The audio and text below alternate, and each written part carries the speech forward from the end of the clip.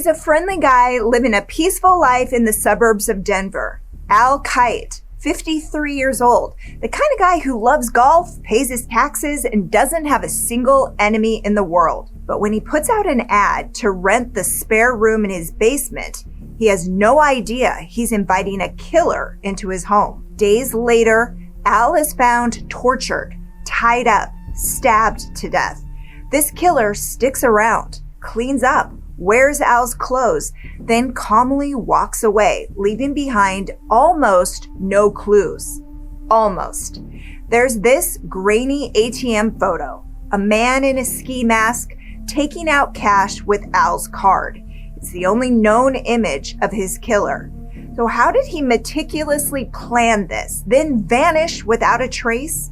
This is the case of Al Kite, and it's one of the most disturbing unsolved murders you've probably never heard of. Let's recap.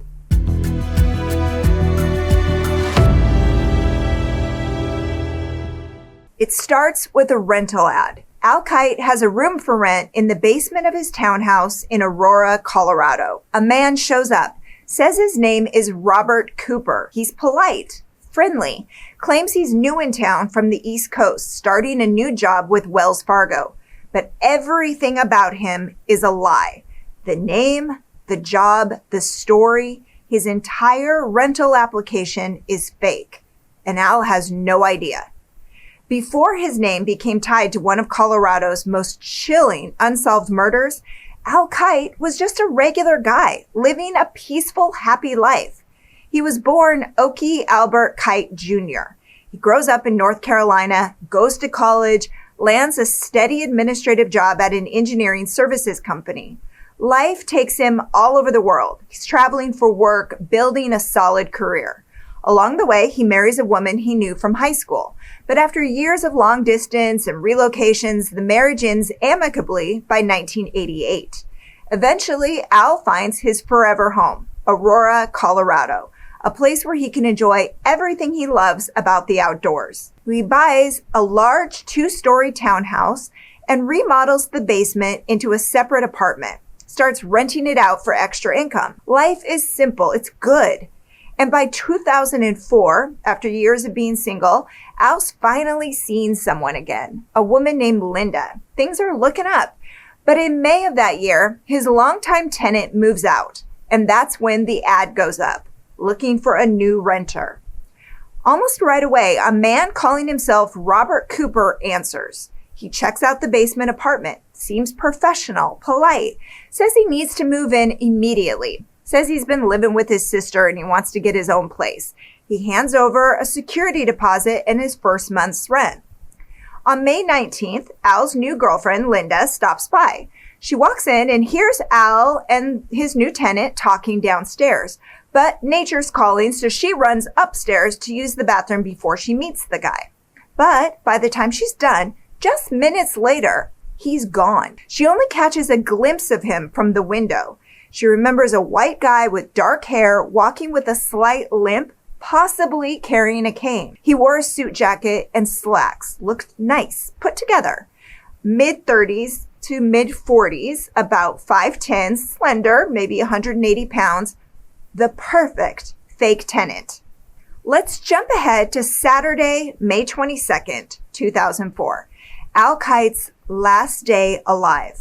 The morning starts off perfectly. He picks up Linda and drives her to the airport. She's flying out to Virginia Beach to visit family. And on that car ride, something beautiful happens. After 2 months of dating, they finally make it official. So after dropping Linda off, Al spends the day being handy, productive. He fixes a water leak in his basement with the help of his neighbor. Then he goes into Denver to help his good friend with a remodeling project. They split up around 2:30. They plan to meet up again for dinner later that night, but Al tells his buddy he's also planning to meet with his new renter that afternoon. So when he drives off, he's his usual self, happy, easygoing, in good spirits. But by 3:30, when Linda lands in Virginia Beach and calls him again, something feels different. In her interview with Paul Holes for the DNA of Murder, she says, Al sounded subdued, short, distant. And after that strange phone call, Al Kite is never heard from again. By Monday morning, the people at his office are seriously worried. He's missed meetings. He's not answering calls. And Al, he's not the kind of guy to just blow off work. So they do what you're supposed to do when you can't reach someone. They call his emergency contact, his sister, all the way out in Virginia. Now, she hasn't heard from him either. At first, she tries to stay calm. She calls his cell, his house phone, over and over, but every call goes unanswered. And deep down, she knows this isn't just a missed message. Something's happened. So she does the only thing she can think to do from thousands of miles away. She calls the Aurora Police Department and begs them to go check on her brother. When they step inside, everything looks normal at first. No broken windows, no forced entry. But when they walk into the kitchen, they spot something they'll never forget. The sink. It's been filled to the brim with bleach. Floating inside, several sharp kitchen knives and a honing rod, a drinking glass, a pen, a dishwashing scrubber, even Al's keys, including the keys to his truck. The drain is plugged like the killer wanted everything submerged. Then police make their way downstairs to the basement apartment Al had so carefully remodeled. And there, in the basement bedroom, they find Al. This isn't just a murder, it's torture. His body is bound in a way that suggests ritual, expertise. His hands are tied behind his back, his feet tied to his hands. In essence, he's been hogtied, but it doesn't stop there. There are elaborately tied bindings up and down his arms, around his knees, multiple layers of restraint designed to keep him completely helpless.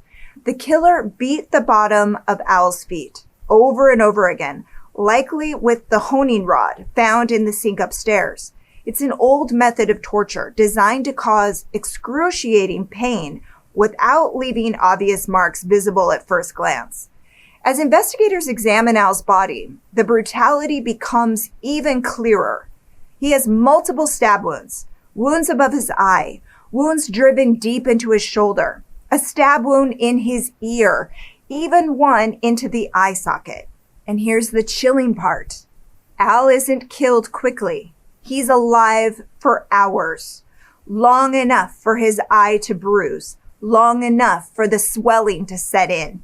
The torture is slow, deliberate, prolonged, and the fatal wound, a deep cut across his throat. And upstairs, they see how the killer covers his tracks. After torturing and murdering Al, the killer doesn't bolt. He takes his time. He showers, then dumps bleach straight down the drain to destroy any evidence. Then he picks out some of Al's clean clothes to change into. He fills the kitchen sink with bleach, submerging knives, the drinking glass, a pen he used. In the garbage, they find his rental application, filled out by the man who called himself Robert Cooper. It lists that name, a mailing address, a social security number, and a phone number. But it's all fake. The address, it leads to an elementary school near the University of Colorado's medical school campus. The social security number, it belongs to a woman with zero connection to the case. And the phone number, it's active, but it's not a real phone line. It's a burner phone, prepaid, the kind you pick up at a gas station. So after piecing together the crime scene, police turn their focus to Al's missing truck, his GMC pickup, and they find it abandoned just a block and a half from the townhouse. Right there, out in the open, parked like whoever left it wasn't worried about anyone noticing. Inside the truck, investigators find something important. An ATM receipt left sitting right on the front seat. And that's not all. They quickly learn that Al's ATM card had been used the night he was murdered. Police track the transaction back to a Wells Fargo ATM nearby. And turns out that night, the security camera caught him. The man calling himself Robert Cooper pulls up in Al's truck wearing a ski mask. He withdraws $1,000. No more, no less, then drives away into the night. The image is grainy, but you can see part of his face, the eyes, the bridge of a long nose, a glimpse of his upper cheeks. It's the only real image police have of Al's killer. And even then, he's careful. He's wearing plastic gloves. No fingerprints on the ATM. No fingerprints in the truck. Nothing left behind but a ghost in a ski mask. From there, he goes back to the townhouse, throws the keys into the bleach-filled sink, and disappears. Despite early theories, according to Paul Hull's research, detectives now believe he did not sleep in Al's house after the murder. He stayed just long enough to clean up, erase himself, and vanish. To throw investigators off even more, he dumps Al's cell phone and the burner phone in an area known for its homeless population.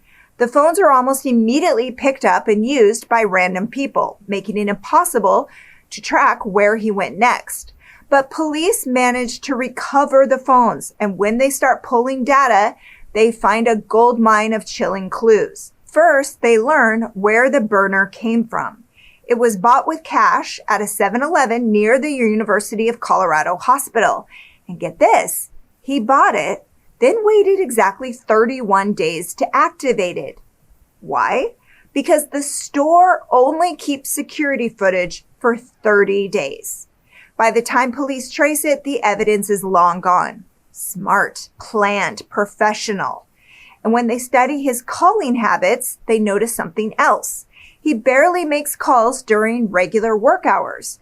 Most of his activity is at night or on weekends. But one thing is clear, before he targeted Al Kite, Robert Cooper had already been hunting. He contacted dozens of people looking for rental properties, making calls to landlords around the Denver area. Most of those calls were linked to people advertising around the University of Colorado hospital, library boards, local shops, community postings, meaning he had been inside those buildings. He was scouting, watching. They believe he met with a few other landlords in person before finding Al. And here's where it gets even creepier.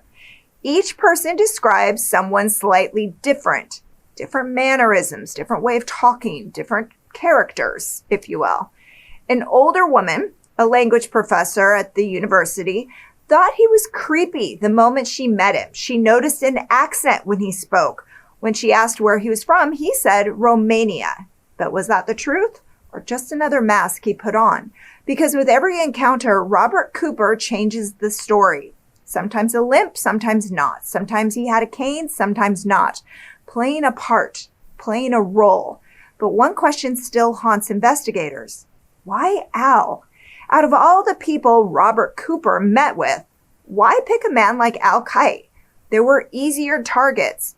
And yet, he chooses Al, a man who's strong, healthy, and lives in a townhouse with neighbors just on the other side of the wall. Police did talk to those neighbors, and incredibly, they didn't hear a thing. No struggle, no screams. It's like the killer knew exactly how to control the situation. And almost immediately, police rule out robbery as a motive. The killer could have stolen far more.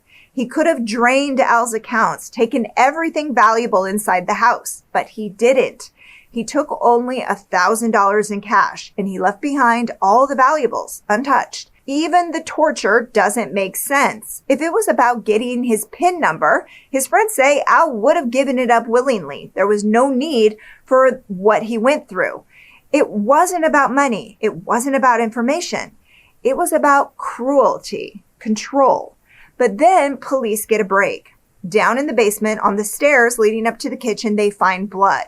Not just Al's, someone else's. They think the killer cut himself during the attack, maybe nicked by one of the knives he used to torture Al. And that wasn't the only spot. They find more traces of the killer's blood upstairs in Al's bedroom. Despite his efforts to clean up, he missed a few crucial drops. It's enough for investigators to build a DNA profile. They run it through CODIS, but it doesn't match anyone. No hits, no identity. The trail goes cold for years until 2017 when Paul Hull steps in. He pulls some strings and gets the DNA sample sent to Parabon Nanolabs, experts at creating composite images from genetic material. And for the first time, we get an idea of what Al Kite's killer might look like. According to his DNA, he's likely of Southeast European descent, possibly Romania, Albanian, Bulgarian, or nearby regions. It's not a name, but it's a face, and it's more than they've ever had before. Cold case detectives also try something else. They submit the DNA to genealogy databases, hoping to trace him through distant relatives, and they get a tiny hit, a match to a distant cousin. It's a small connection, but it's something. The DNA composite gives investigators a face, but when it comes down to who this man really is, they're still piecing it together all these years later. What they do know is this: he's likely connected, or at that time was connected somehow, to the University of Colorado Hospital. The burner phone bought at a 7-Eleven right next to the hospital, the rental ads, many posted on or near the campus, even the cell tower data from his burner phone pings in that area. They ran his composite sketches past hospital staff, but no one recognized him. Could this guy have actually worked for Wells Fargo? Not likely. They followed that lead also, but nothing panned out. The truth about who Robert Cooper really is, and over the years that mystery has fueled a lot of theories. Some believe he's former military, trained to kill, trained to disappear, trained to survive. Others think he may have worked in law enforcement or intelligence, someone who knew exactly how forensic investigations worked and how to sabotage them. There's even speculation he could have been one of the most notorious serial killers of all time, Israel Keyes. He was known for traveling the country using fake identities and choosing victims at random. Keyes was meticulous, methodical, just like the man who murdered Al Kite. But if the blood evidence is real and not a plant, then it's 100% not Keyes, since he was caught and they have his DNA to compare it to. And then there's the big question: was Al Kite his only victim? Or is he just the one we know about? Because this level of brutality probably wasn't his first kill. And guys like this, they don't usually stop after one. So no matter which theory you believe, one thing is certain: the man who calls himself Robert Cooper is still out there. And until he's caught, there will always be more questions than answers. What do you think? Drop your theories in the comments. And if you like getting all the crime in half the time, I'm Amy. Chris and I are here 3 times a week with new recaps. Remember to subscribe so you don't miss a thing. Until next time, take care.